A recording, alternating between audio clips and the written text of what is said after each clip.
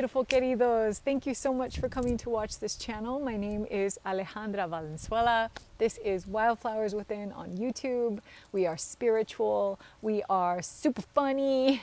And when I say we, I mean me, because I'm the only one who does this. And humble. No, but the point and purpose of this channel, I hope you are highly entertained and learn something mystical in the process. So if you have been watching me from the beginning, you know it has been a very circuitous route. And if you are just joining, welcome. We're on the roller coaster and it's just going. So the eclipse is coming up, a solar eclipse, a solar new moon eclipse taking place in the sign of Libra. And, you know, there's lots of ways that you can look at this through different filters. And I was really feeling into it and it was like, all right, I want to talk about the goddess in her fall. And I want to make this funny and original and really give people an understanding of a little bit. It's a little tongue in cheek, but it's good content to be thinking about as you think about where Libra sits in your chart, as you think about what really is no longer working and needs to be released, and what intention setting you would like to give to realign to your path to walk your destiny. That's basically why this is coming on, why I'm coming on to do this. So let's talk first, just let me give you a time frame of when this is taking place. The solar eclipse new moon, if you're on the West Coast, it's taking place this Saturday, October 14th at 10:55 a.m. I am like so excited.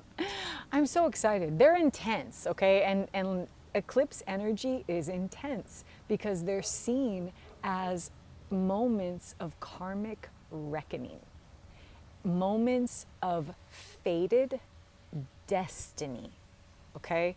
And we've got the host as Libra, the scales. I mean, if there was any sign that really wanted to weigh what's working and what's not working, it is like, wow, this is going to be super intense.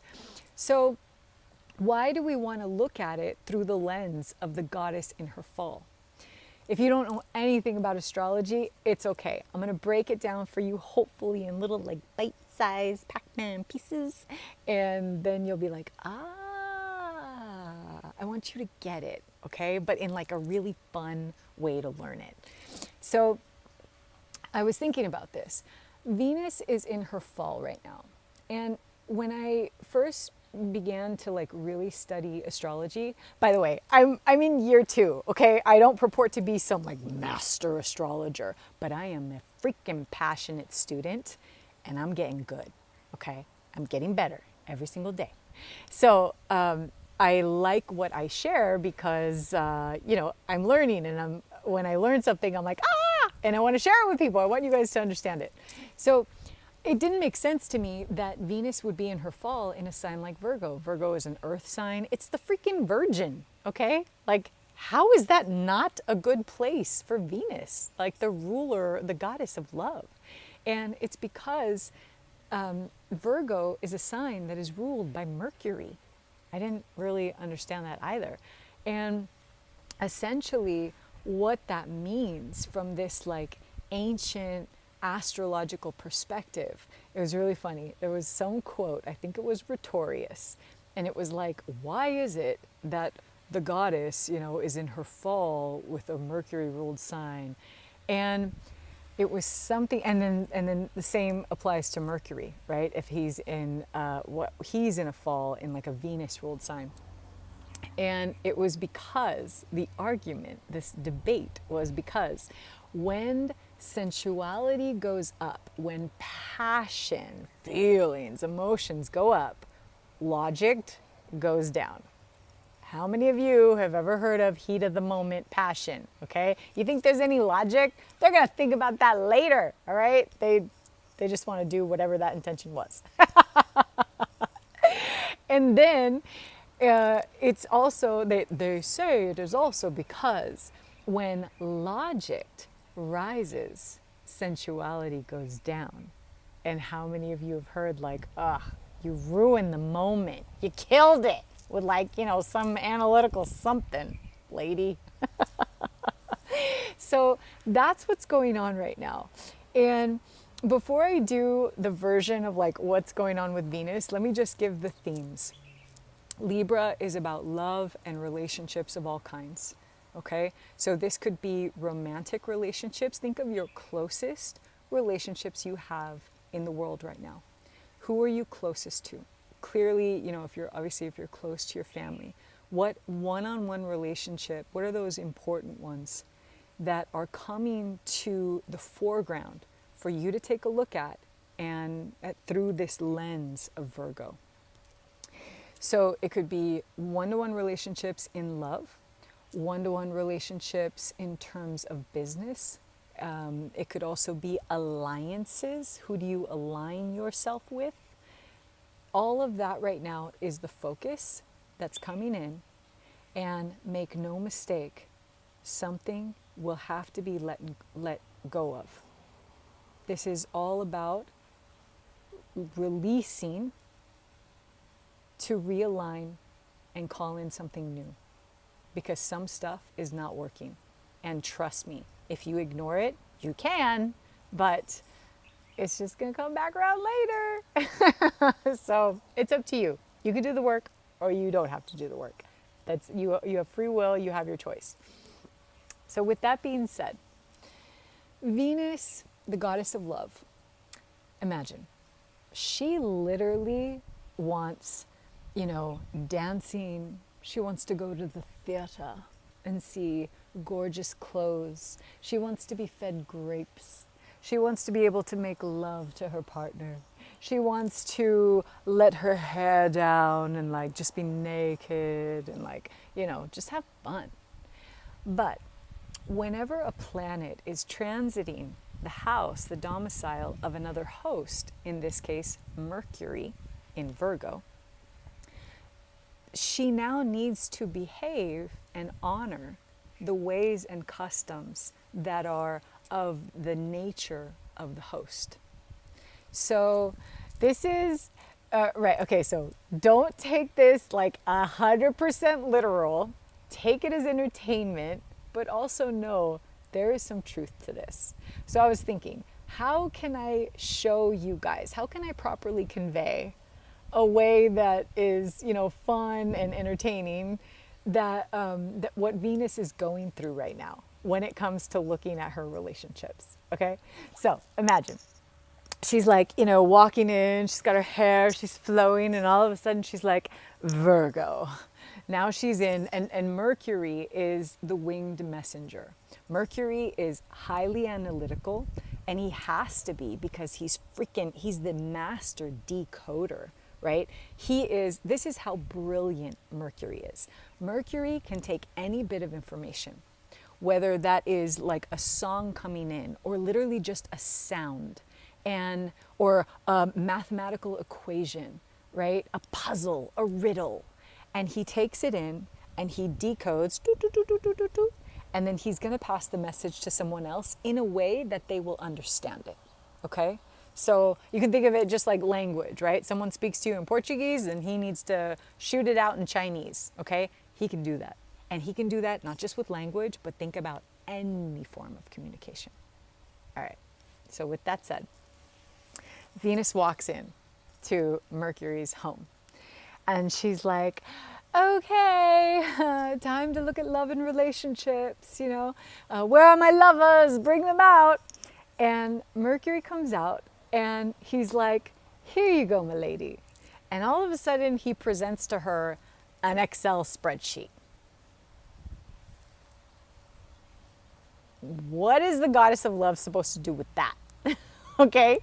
And he has gone in and put all the names of every single relationship they're going to analyze.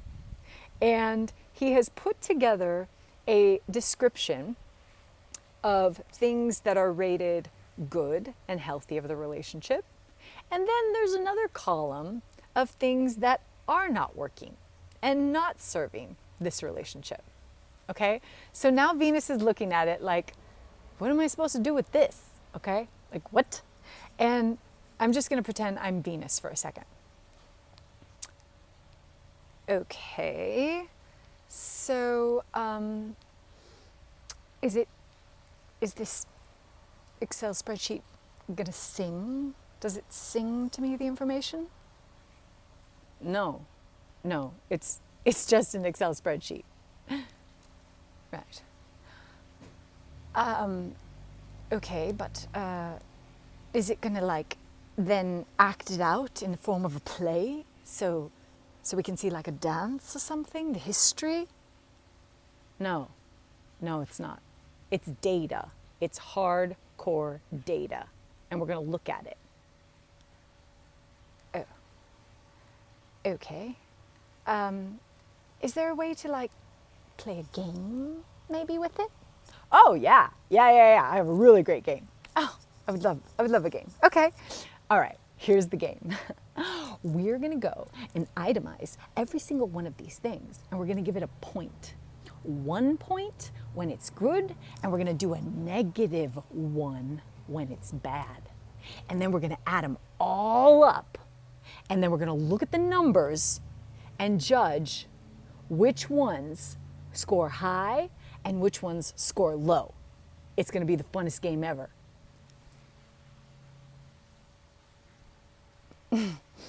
Okay.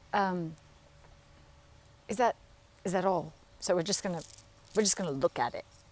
Yeah, it's so fun. Do you have any other games, maybe, to look at this? I'm afraid not. Actually, when dealing with data, this is like the funnest one we play in this house. It's super cool. Okay. Well, can I have a coffee while I look at it? Of course you may. Would you like sugar? Yes, please.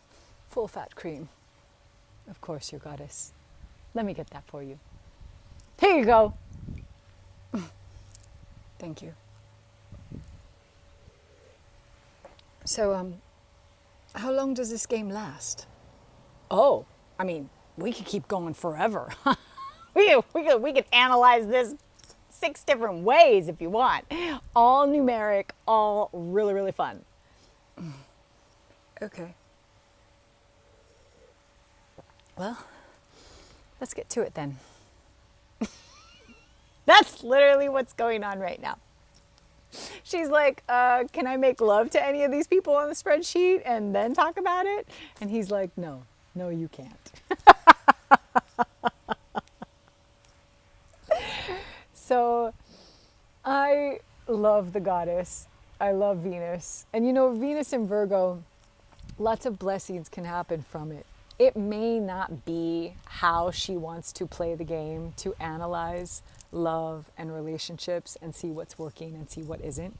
But make no mistake, her sitting next to the master of communication, the master, like a diplomat in many, many ways, right? The messenger. It is a way to look at relationships and love, maybe in a little more analytical space, but to serve you in this great portal so that you can leave behind what is no longer serving you and reorient yourself to your true path. So I hope you enjoyed that. I also have a comedy skit that I would like to do because I like to end on comedy. If you have not seen any of my comedic performances in the past, please go back and watch. I have so much comedic gold. I'm so humble, right? But seriously, it makes me laugh when I rewatch it. I'm like, oh my God, it's so funny.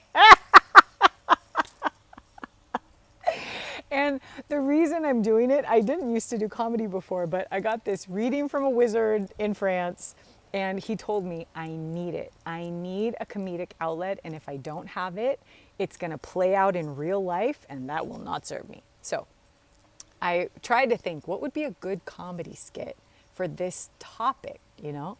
And the movie Dumb and Dumber came to mind. And specifically, this moment of reckoning where Lloyd, played by Jim Carrey, is finally made it to speak to the woman he loves and say, what is it, lady? You know, do you want to be with me or do you not want to be with me? Now, Lloyd is an example of not stepping through the portal and getting the message to up level and find someone who truly wants to be with him, okay?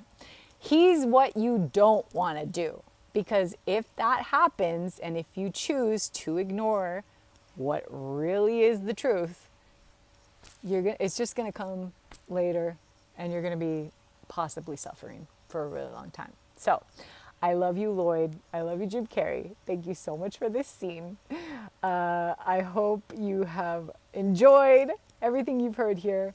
And please like and subscribe to this channel if you haven't already. Please put any comments in the comment section. It really helps the algorithm and the channel to grow. And I really want to entertain and, bring this messages and fun and entertainment to more people. So thank you so much for watching. And without further ado, I present to you a scene from the movie Dumb and Dumber.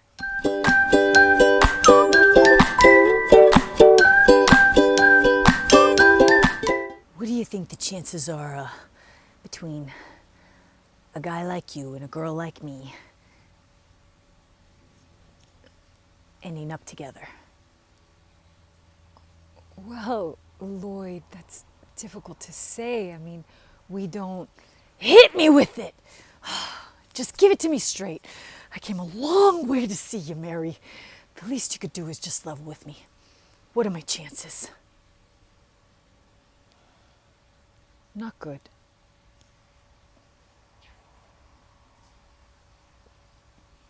You mean not good like 1 out of 100? I'd say more like 1 out of 1,000,000.